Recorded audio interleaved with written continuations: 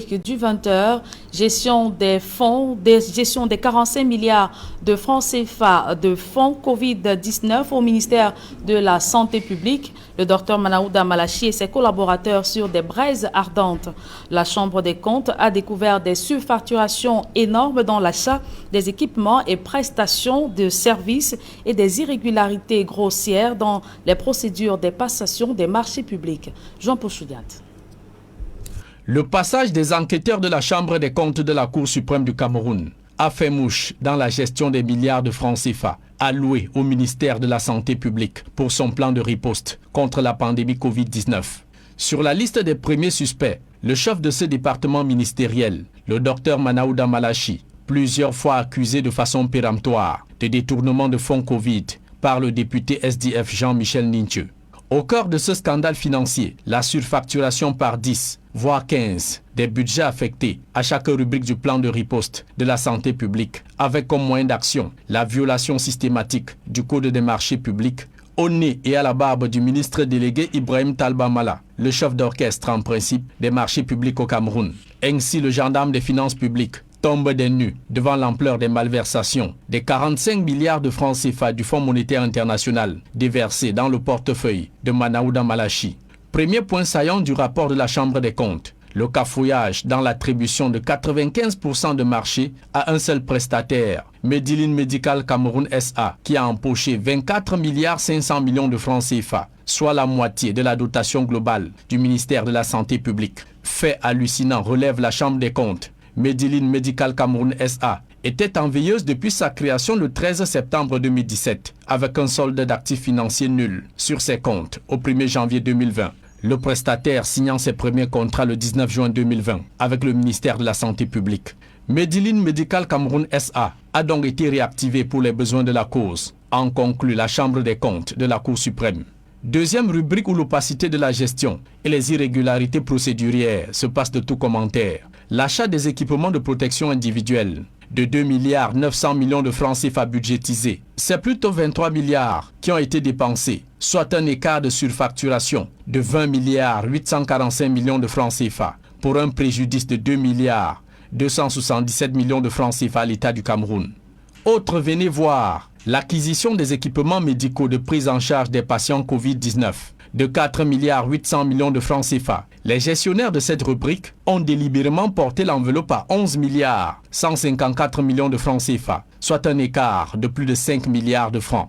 Dans ces investigations, un délit d'initié ahurissant, l'attribution de 5 marchés de 800 millions de francs CFA au sieur Abakar Sidiki Diaby, promoteur de 3 entreprises et par ailleurs un membre de la famille du président du groupe de travail, Ousmane Diaby, chef de la division des projets au ministère de la Santé publique, qui avait roulé dans la farine, Feu Alim Ayatou, secrétaire d'État chargé des épidémies et pandémies au moment des faits. Dans ce feuilleton Covid-Gate, l'achat des ambulances est un autre serpent de mer, avec dans le coup le fameux Medilin Medical Cameroun SA et son acolyte la société Yao Farm, tombé comme un cheveu dans la soupe Covid-19, pourtant ne figurant nulle part dans la shortlist des entreprises préqualifiées pour la fourniture des ambulances. Des 880 millions de francs CFA engagés pour l'opération, aucune ambulance n'a été livrée depuis le décaissement des fonds le 20 août 2020. 7 mois qu'on attend les ambulances ne viennent pas. Autre découverte de la Chambre des comptes, le flou artistique entretenu dans l'aménagement des centres de mise en quarantaine, dans les logements sociaux de Douala et Yaoundé et les aéroports. 141 millions de francs CFA payés pour plusieurs marchés fictifs, noyés dans des irrégularités procédurières d'envergure, à l'instar des marchés livrés sans procès verbal de réception. Quant à la rubrique du renforcement des mesures barrières, le budget de 70 millions de francs CFA arrêté a été quadruplé à 384 millions de francs, soit un gap de 314 millions 500 000 francs CFA. Et au chapitre des tests de dépistage rapide, budgétisé à 4 milliards 740 millions de francs CFA par le gouvernement. Manaouda Malachi et ses collaborateurs ont impunément claqué 25 milliards 800 millions de francs CFA pour un grand écart de 21 milliards 800 millions de francs. D'un test Covid acheté à 7 000 francs aux fabricants, il est facturé à l'État à 17 000 francs. Magloire Mbaga Tangana du commerce est au banc des accusés pour son manque d'objectivité dans la validation du prix proposé par son collègue de la santé publique. Dans ce dossier sulfureux qui secoue tout le ministère de la Santé publique. Les détournements de fonds et irrégularités s'étendent à tous les districts de santé du pays, avec la distraction de la rémunération des personnels sanitaires affectés au Covid et autres abus dans la répartition des fonds pour la sensibilisation communautaire. Loin d'être exhaustives, les malversations ont touché les 750 millions de francs CFA affectés à la gestion de la mise en quarantaine des premiers voyageurs covidés arrivés au Cameroun en tout début de la pandémie.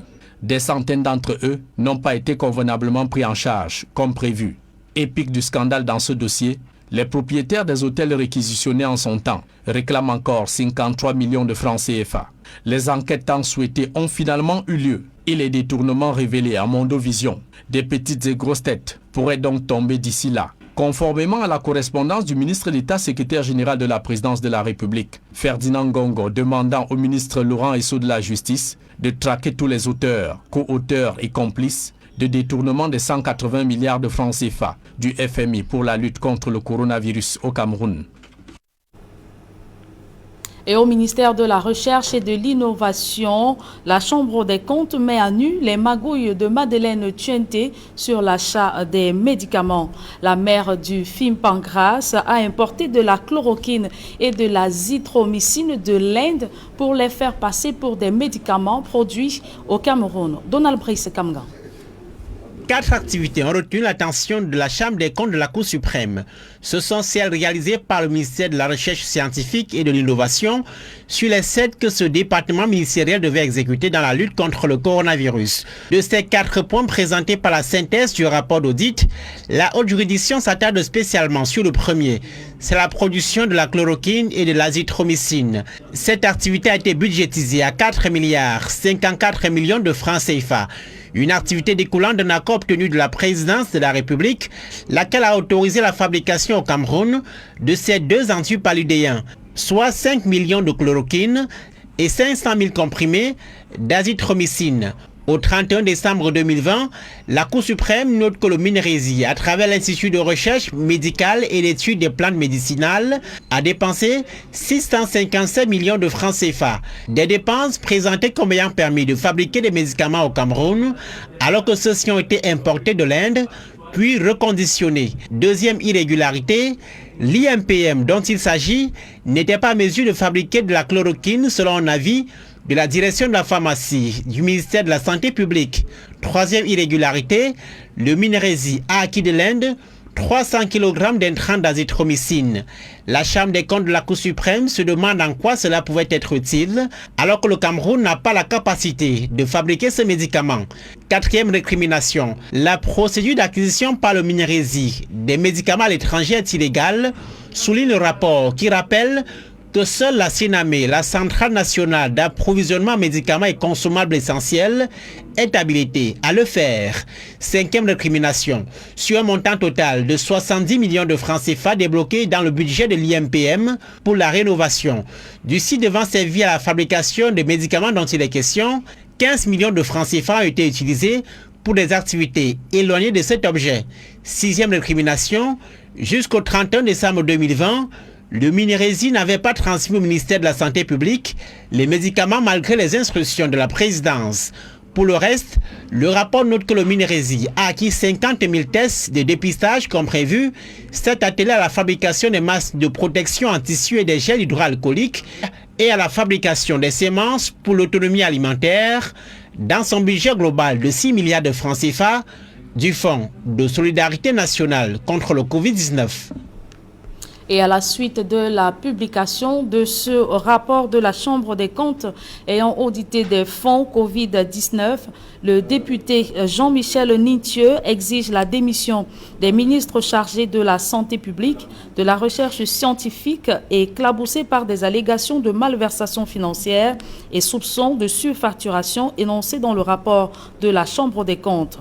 Le député SDF demande également la démission du ministre de l'administration territoriale qui n'a pas fait preuve de transparence en fournissant à la Chambre des comptes tous les éléments justificatifs des dépenses effectuées dans le cadre de la riposte sanitaire.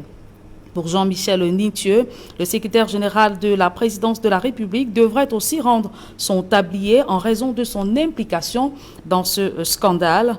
Ayant été le premier lanceur d'alerte sur une série de détournements de fonds publics destinés à la gestion de la crise sanitaire, le député Nitieux exige que la lumière soit faite sur tous les fonds collectés auprès des donateurs et camerounais.